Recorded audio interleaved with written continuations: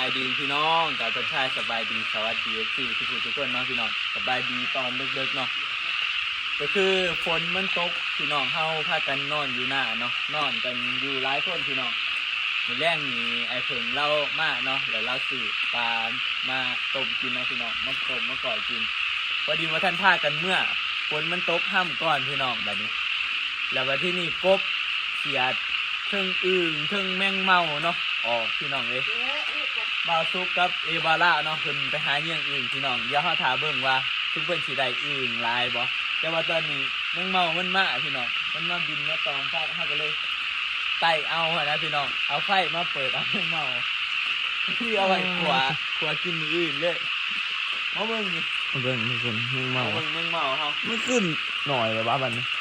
มันบางเลยเด้เห็นบ่อยู่หันมันยังหน่อย ผู้ใดจะซ้ำนี่วะ อันนี้ บอกบ่ไร บอกว่าร้ายนั่นเดียวนี้ เด็กเลยหน่อยเดียวบอกเลยลายนี่เด็กเลยหน่อยเดียวเลย เป็นน้ำมันเจ้าว่าสิไปขายตลาด ว่าจะส่งเขาไปตลาดดาวเฮืองเลย แล้วว่าสิส่งเขาตลาดดาวเรืองคักๆวะ แล้วสุด ได้ซ้ำนี่ ว่าเสียงเขียดอันทักขนาด เรื่ นั้ อน งอื่นนะอึ่งอย่างนี้ได้อึ่งเนี่ยอันนี้ก็มี ยาเฮ้ยมึงนี่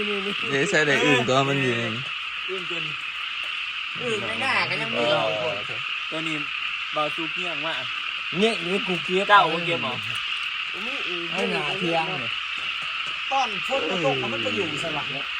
มันก็มุนนี่ อึ่งคือลายเนาะแทนนี่เบิดเนาะ ไม่เห็นหรอกแล้วพี่น้องเจ้าน้อ เขาก็เงี้ยงไอ้สิเขาว่า มา นะ ถาเบิ้งถ้ามันมาได้เดี๋ยวมาถาเบิ้ง นี่เราไม่ใหญ่กว่า ทุกคนตอนนี้เขามาเยืองเขียดเนาะ ขุดเลยนี่ ป้าไม่ใครนี่เขียดร้ายใช่วะแถวนี้วะบ้านเฮาบ่มีทุกคนเนี่ยนี่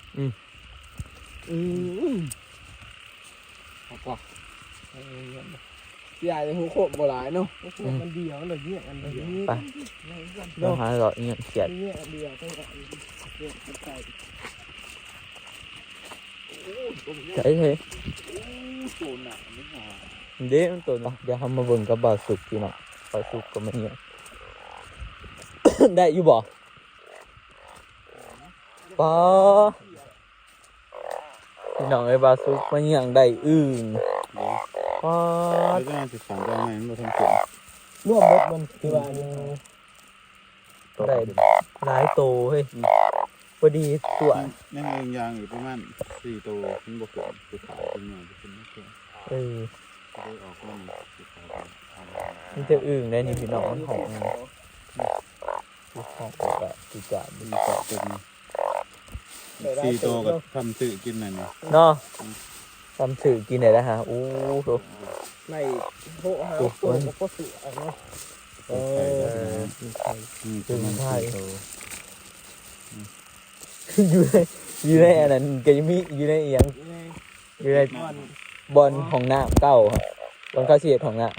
ว้าเดี๋ยวมาเบิ่งของเอบอลละใช่โอ้ ดีใจเว้ยดีใจ เธอมึงที่ละสิเบิ่งดี เอาไปปน ๆว้าโธ่ มันสิเสียเมื่อผักแม่ เอาเมื่อผ่านเลยเว้ย โอ้เอบอลละ ให้อยู่ก่อนเว้ยเดี๋ยวคนนั้นอีกคนกินน้ำกันเด็ก เงาหัวหน้าไหนน้อยได้กบใช่บึ้ง เป็นไง เป็นไรพี่แต่ว่ากบ ตัวแรก ตัวแรก หักไป ใช่บึ้งเอาตรงนี้ดิ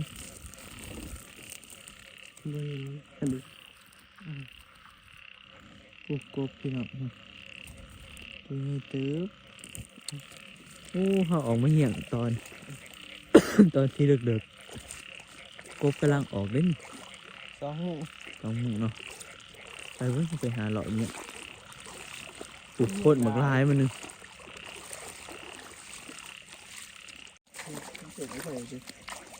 มันเต็ดบ่ มันรับตา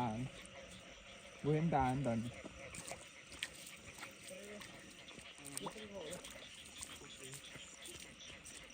ตัวนี้แค่1 น้ำโอ้น้ำดึกอันนี้ ไอ้ กบมันอย่าง โอ้น้ำลึก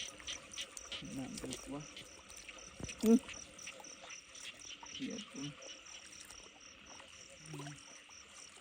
โอ้บ่เห็นหรอก มันอยู่ในหนามดึกๆเฮ้ย มันหมดบ่เห็นมันหรอก เห็นไหมหมดเด้อก บมันใหญ่ คนเป็นอย่างไรครับแต่เขาที่สิบ อ๋อเอากบพี่น้องกบ กบโอ้ อ๋อ มาแล้วไอหามันลบอันแสง มีแต่น้ำตื้นเนาะน้ำใส โอ้ตัวใหญ่เฮ้ยตัวนี้ใช่เบิ่ง ตัวใหญ่ โอ้ตัวพี่น้อง จำกันเลยตัวใหญ่กว่าอีกนะ โตทำกันอย่างก็ โอ้ ได้ เฮามาเยี่ยงกบพี่น้องประมาณ2ตัวเลย ทุกคนปาดขักไว้อยู่นี่ โอ้ไผก็บ่มีมันมีจักอันในเถียงเฮาอันเดียวบ่ อันที่ขับอันนี้ได้อันขับแล้วนะ โอ้พอได้ยินอะมันลบปุ๊บเลยเนาะ มันเห็นอันแสงผ่านนะเราเห็นตัวนี่น่ะตัวนี้กัน แสดงว่าแม่นได้ตัวนั้นมันก็ลบคือกันเนาะ มันลบปุ๊บมันเห็น โอ้พี่น้องเอ้ยน่าลบเยี่ยงกบ อันหมุดหนามนี่ได้เหยียบมัน นั่นแหละจะว่าก็สมบ่เห็นเนาะเห็นว่าน้ำใสก็ดิ คือก็ย่างที่อยู่ไปเลย ย่างไปเรื่อยแล้วเหยียบมันพี่น้องย่าง นี่รู้ว่าถ้าแม่มันต้องลบ จึงไว้ข้าวหนึงให้มันลบไปเดี๋ยวเราเลาะเนี่ยแถวนี้แหละพี่น้องแถวหน้าเขาเจ้า ขับเนาะ เอ้ย โอ้ย กบพี่น้องกบ มีสองโตมาแล้วกูเห็นมาสอง พอเห็นแต่ตัวเดียวตัวมันหมูค่ะน้องมาจากวันนี้น้องอลี ผู้มีไง น้องอลี น้องสองโต โอ้แม่นบ่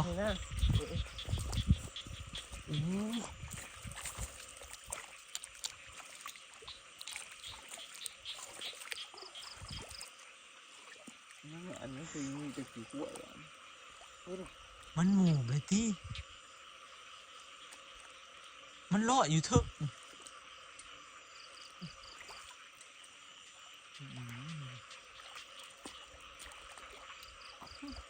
มันเป็นหนองที่ เป็นน้อง น้อง จะ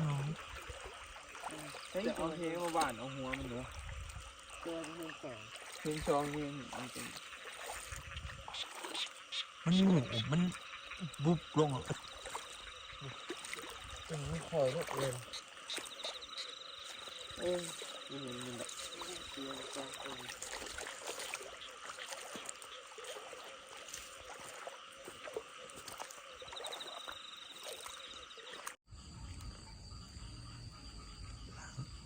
หลังจากคืนนี้พี่น้องฝนตกไปเนาะตื่นเช้ามาเอามาหนึ่งเขากาเชียนพี่น้องเบิ่งบรรยากาศ หลังจากที่ฝนตกพี่น้องนี่อันนี้ถ้าเนี่ยมีภัยตื่นเนาะน้องอันตื่นมาตอนเช้าก็เลยหนึ่งเขาแล้วก็สิมาถ่ายบรรยากาศ ตอนนี้ประมาณ8 โมงพี่น้องนี่บรรยากาศแดดกำลังออก8 โมงตะเวนขึ้นสูงเลยฝนตกเมื่อคืนนี้พี่น้อง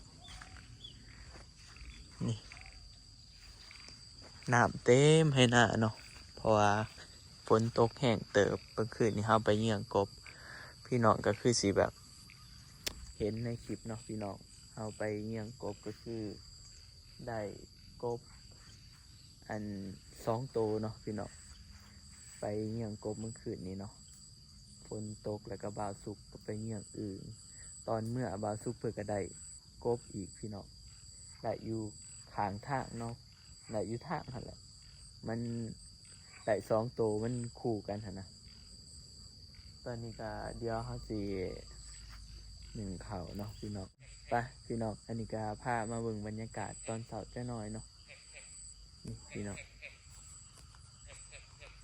บรรยากาศ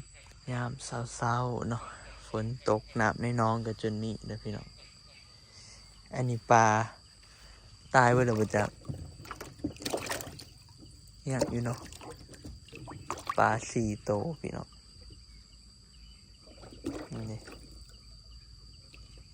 ปลาดุกน้อยๆสื่อว่าสิเอามาเฮ็ดกินพี่น้องก็เลยว่าท่านเฮ็ดกินนี่บรรยากาศหลังฝนตกคืนนี้ไปพี่น้องจะน้อยเฮาหนึ่งเขาแล้วเดี๋ยวมาถาเบิ่งว่าเฮาสิพากันเฮ็ดหยังกินเนาะกับทีมงานเฮาพี่น้อง